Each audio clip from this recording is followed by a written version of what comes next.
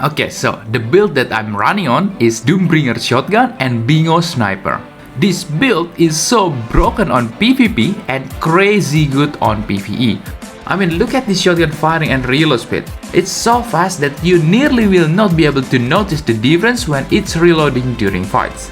As for the damage, you don't have to ask. This shotgun melts all the PvE content and will always two-shot other player in PvP as long as it triggers the bullseye. This is the calibration blueprints I'm using for this build. You might ask why not crit rate or crit damage? Even though Doombringer has 30% crit rate for attacking marked enemies, it's still a chance, right?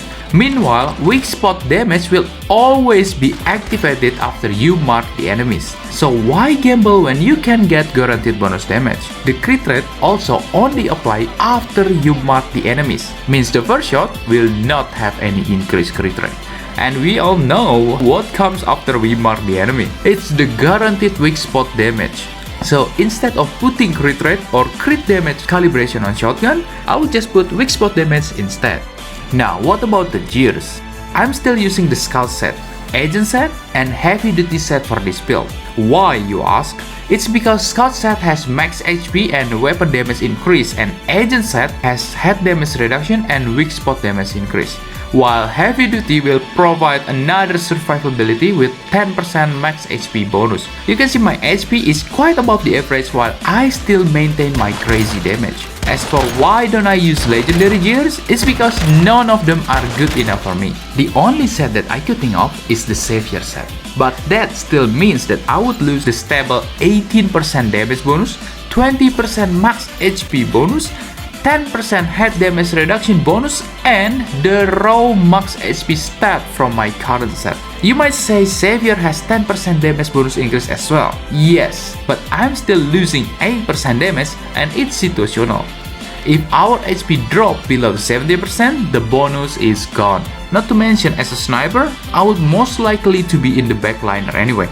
Most of the time, my enemy will be another sniper that will try to headshot me. Savior will not help me with its below 30% HP requirement. Now what about the mods? This is the list of most prioritized stats for both shotgun and bingo.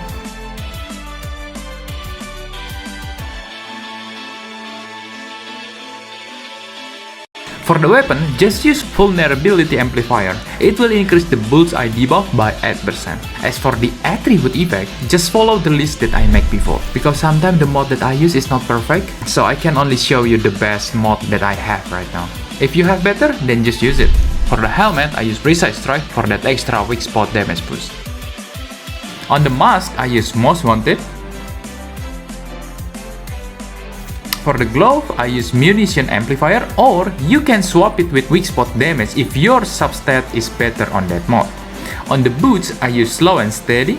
Remember, this mod will always give you 10% damage no matter what your health is. The additional extra 10% if you can maintain your HP above 90%, bringing a total of 20% weapon damage boost. On armor, I use Life Force boost because there is no damage mod. You can use blue ones if you want more damage, but I feel a balance of survivability and damage is good. Most enemies will die in 2 shots anyway, so having more damage on PvP will not really help us. For PvE however, you can swap it to damage mods. On pants, I use Unstoppable. Again, it's because there is no better mods. By using this mod, my shotgun will not have any benefit from it.